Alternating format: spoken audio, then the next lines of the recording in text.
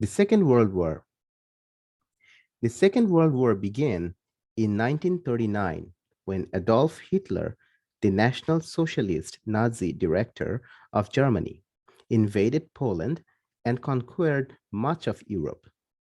Canada joined with its democratic allies in the fight to defeat tyranny by force of arms. More than 1 million Canadians and Newfoundlanders, Newfoundland was a separate British entity at that time, served in the Second World War out of the population of 11.5 million.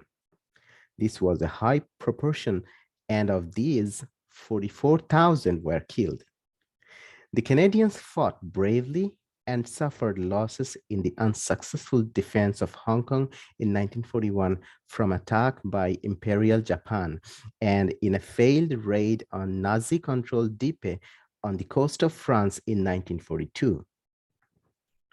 The Royal Canadian Air Force, RCAF, took part in the Battle of Britain and provided a high proportion of Commonwealth aircrew in bombers and fighter planes over Europe.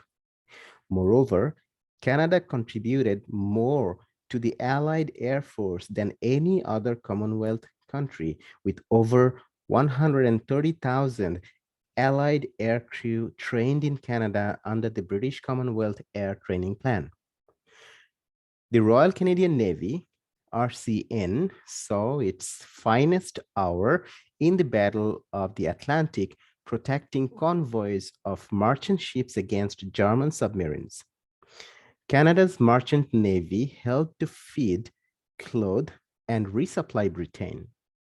At the end of the Second World War, Canada had the third largest navy in the world.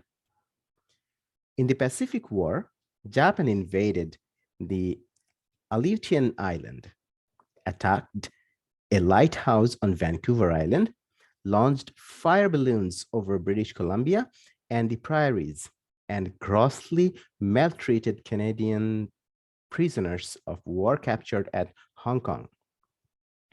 Japan surrendered on August 14, 1945, the end of 4 years of war in the Pacific.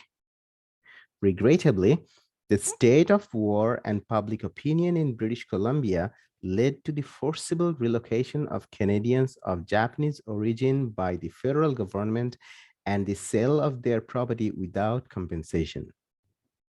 This occurred even though the military and the RCMP told Ottawa that they posed little danger to Canada.